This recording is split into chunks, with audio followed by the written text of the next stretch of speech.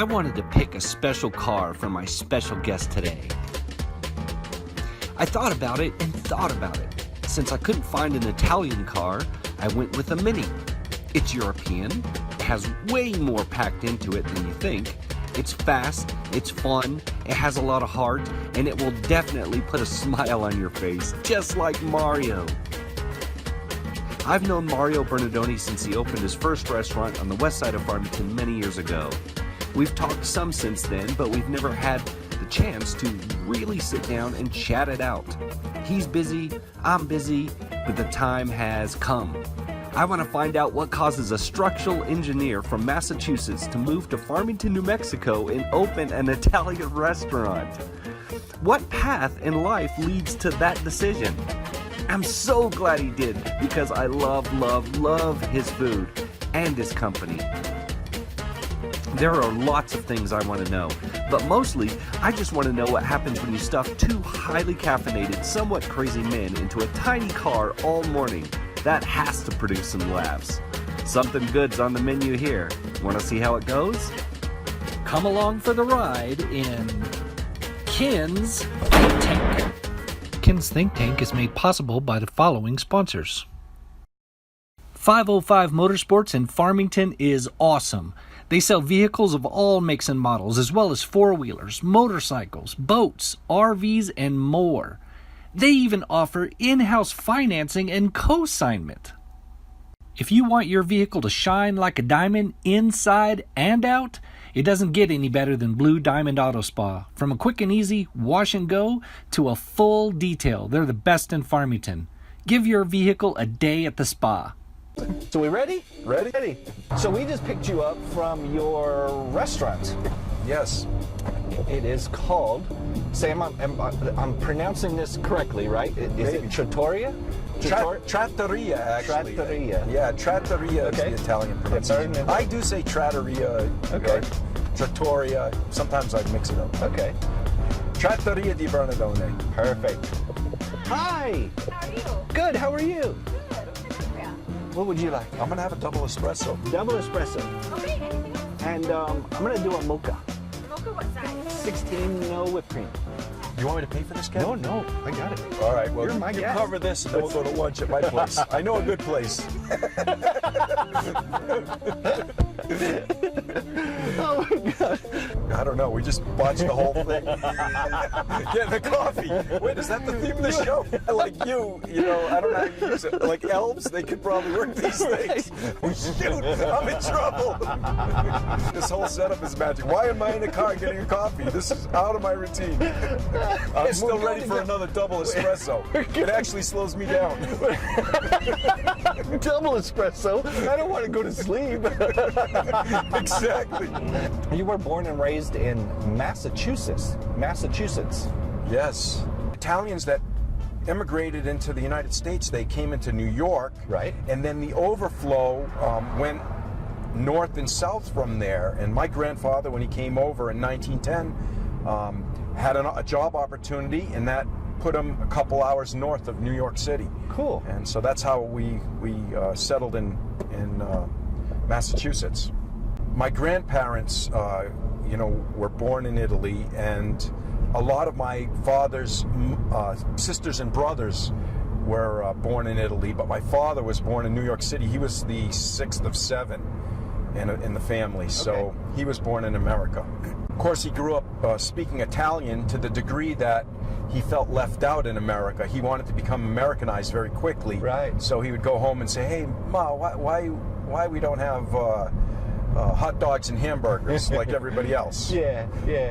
And so, he had when he was young, he wanted to become American, and when he was older, he treasured his Italian roots.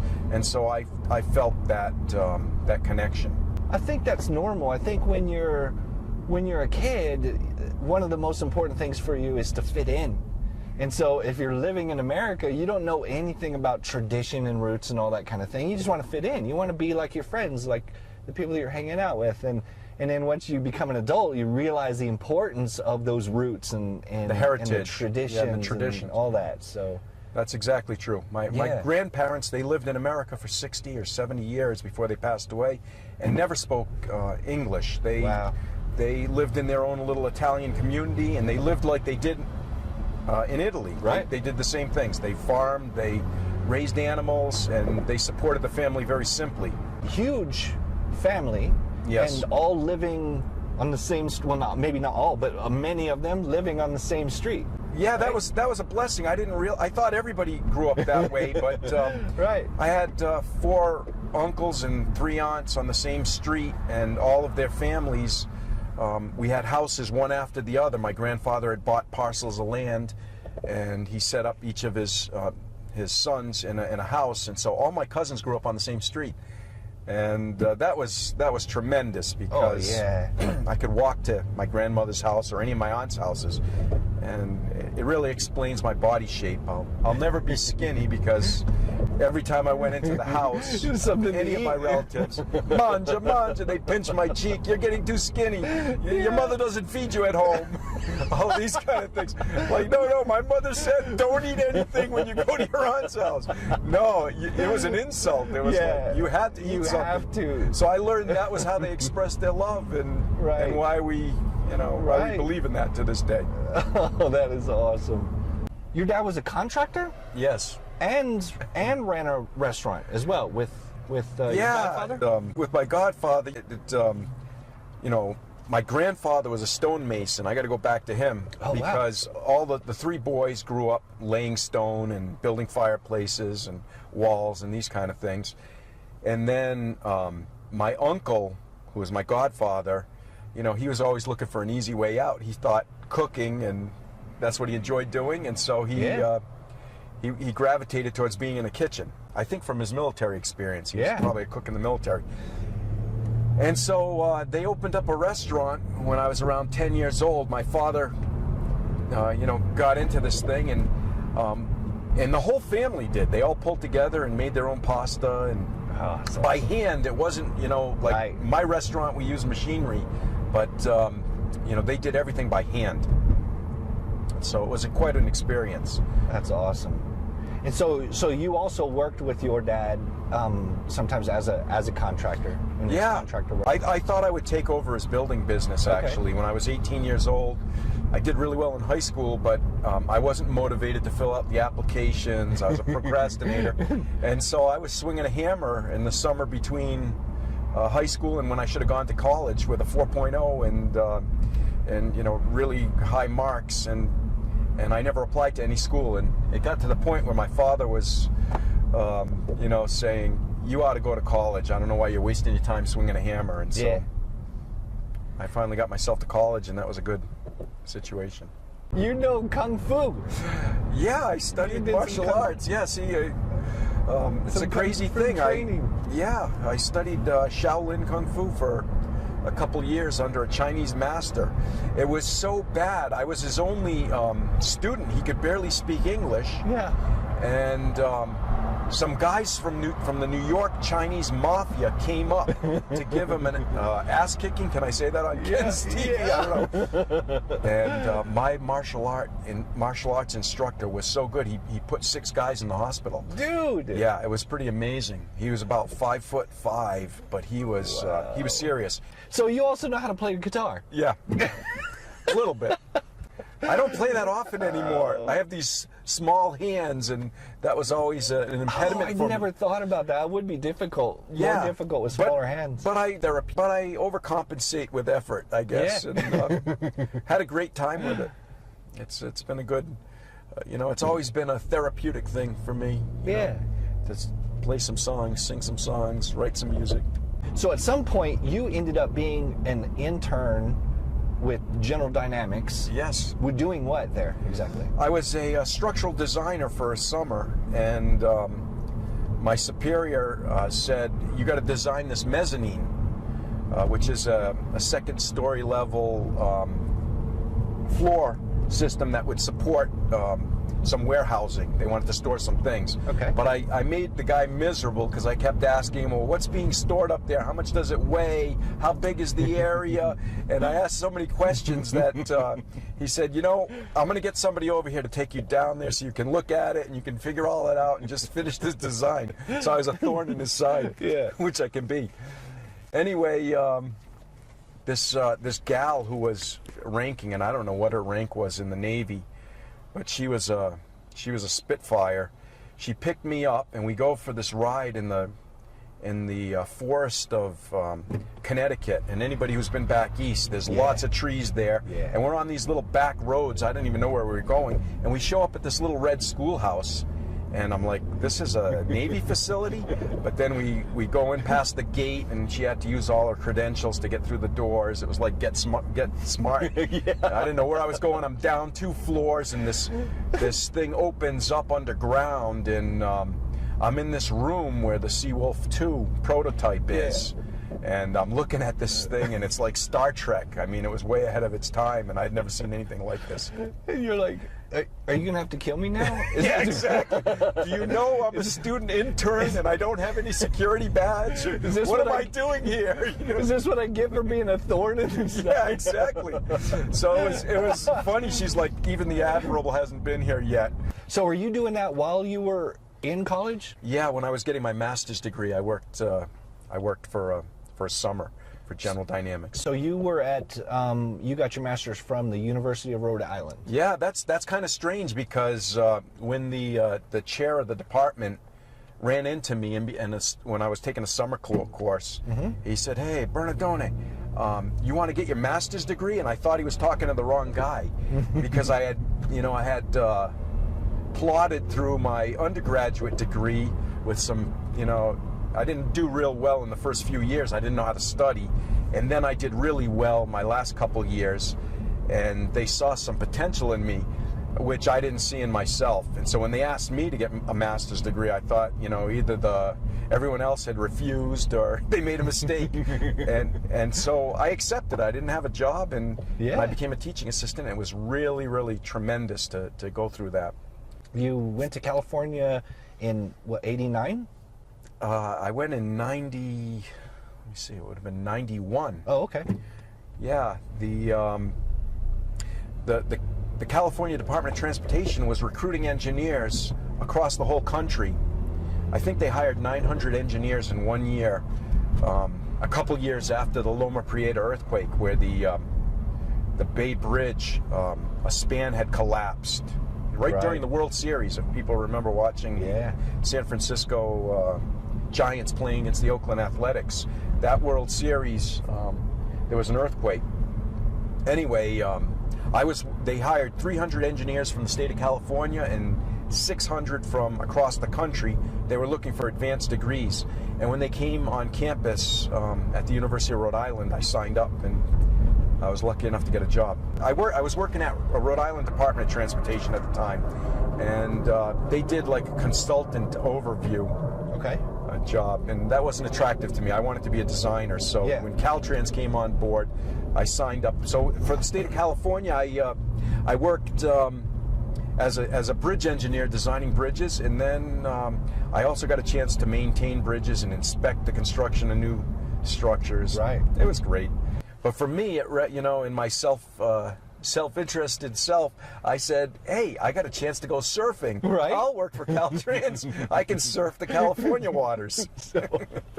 That's why I really took the job.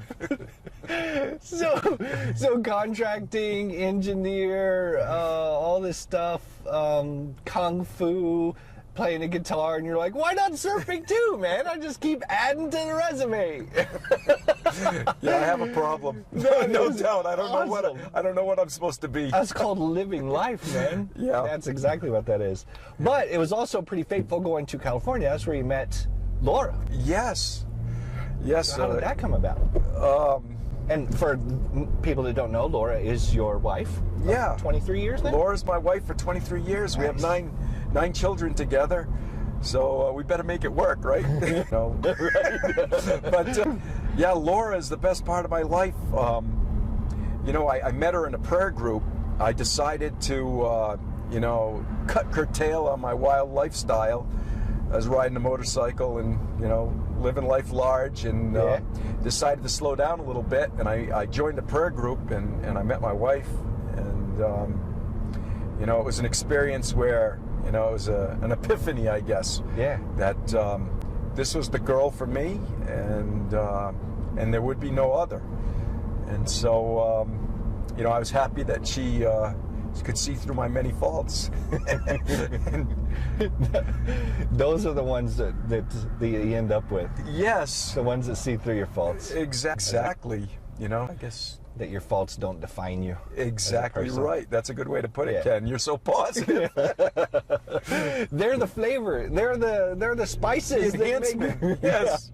That makes me who I am. We're all just a hunk of meat. We've got to add spices to that, and that's what makes us who we are. That's the flavor. That's the flavor. So while you were in California with Laura, you guys had a farm. Yes. 5-acre farm? Yes. Grass Valley. Yeah, at the time, as an engineer, I had a routine schedule. I knew what my budget was, and I had a lot of free time, and so we worked really hard to develop an independent farm that we could survive off of, basically. And so that people get a grasp of that, we're not talking about a couple of tomato plants. Oh, no. And a pumpkin patch. No. We had a 75-foot by 75-foot fenced-in garden. We had 9-foot tomato plants, stalks about 2 inches in diameter that I used to cut down at the end of the summer with a chainsaw. I mean, it was serious. We were canning everything, drying things. We were making our own prosciutto from pork quarters. We had rabbits, we had chickens, we had goats, we had fresh eggs. We were making our own cheese from the goat milk. I mean, we had fish in our pond. It was a tremendous little farm. Wine? We would make our own wine. We had a 300-vine vineyard. We had an orchard that had nuts, pistachio nuts, almonds. We had kiwi fruit. We had anything that would grow, basically, I planted. I said, we're going to have some of these. I like these. Let's plant them. Yeah, my kids would go outside, and they'd go outside. Anthony and Marcelino were like 4 and 3 at the time. They'd go outside, and they'd come in for lunch. My wife would call them in, and she'd say, okay, I made you some sandwiches. And they'd say, oh, our bellies are full. They had eaten. Their faces were purple, and their bellies were full of blackberries. They're outside. They were just chowing down on the fruit. Oh, man. If you're going to snack, that's the way to snack. Oh, it was all natural. It was delicious, and how could they resist? Those little guys. And so you're doing the same thing here. You have a farm up in La Plata.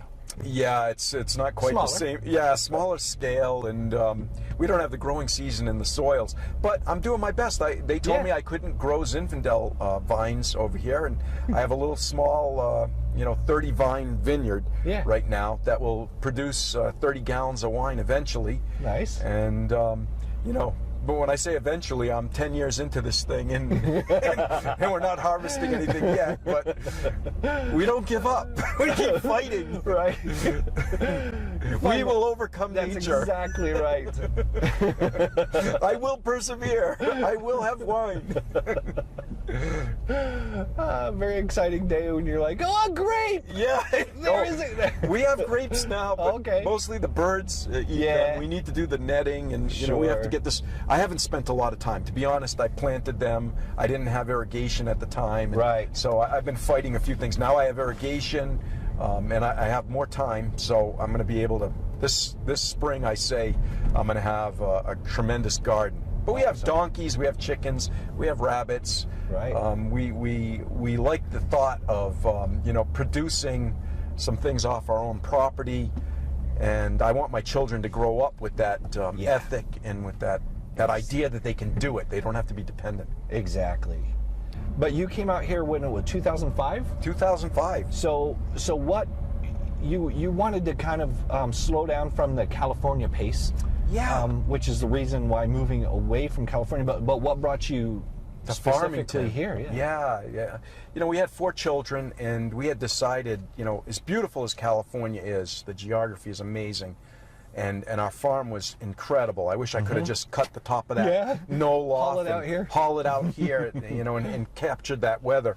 But you know, for us, you know, raising a simple family, we wanted a simple town to match who we were, and we didn't know about New Mexico. We didn't, you know, when we first moved here, our in-laws and our relatives are saying, what language do they speak in New Mexico? Right. And we're like, hey, if we have to learn Spanish, we're going to do whatever we have to do. That's a typical East Coast viewpoint of New Mexico. Yeah, where is New Mexico? Is that... Do you have your passport? Yeah.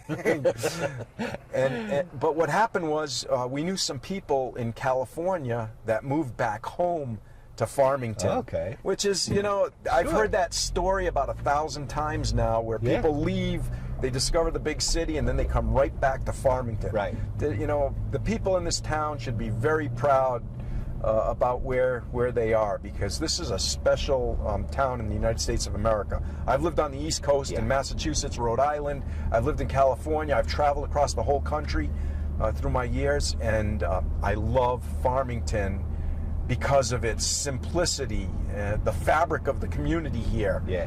And I know you feel the same way, Ken. You know, when we've talked, you're a lightning rod in the community, but you know, you could live anywhere. But why do you choose to live here? I feel that this is the place I belong after all the different places I've been. You and Laura, 9 kids? 9 children, yeah. And you homeschool all of them? We homeschool our kids, yeah. So 9 kids, you're homeschooling all of them, you run a farm and a restaurant. Yeah, there's something the matter with us. No doubt.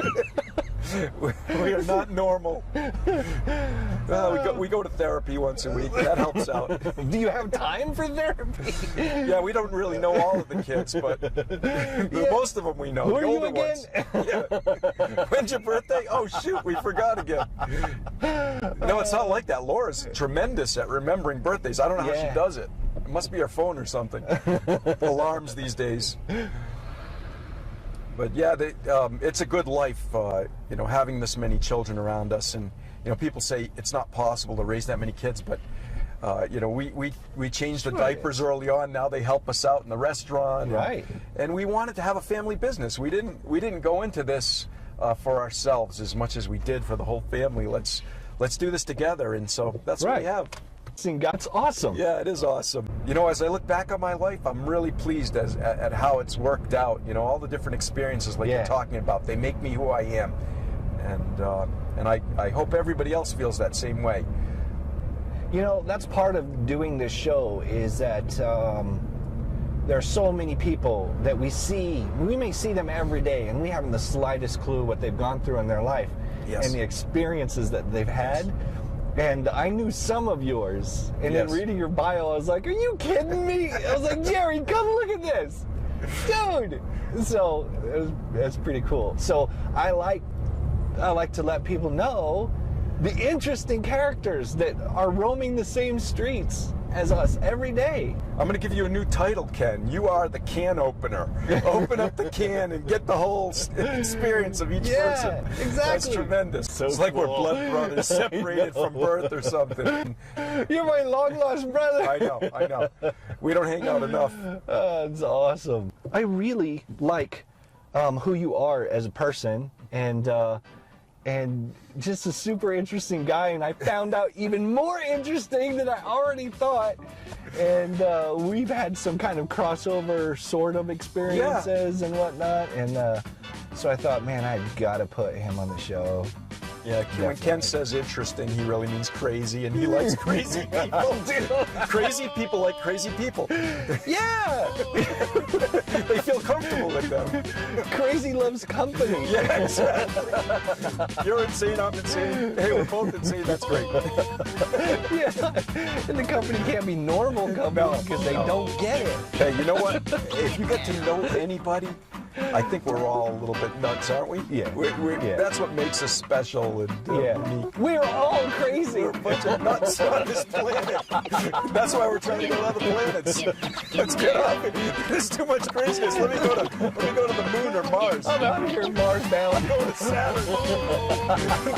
Mars isn't far enough. Hey Ken, I've really enjoyed some with this. It's so much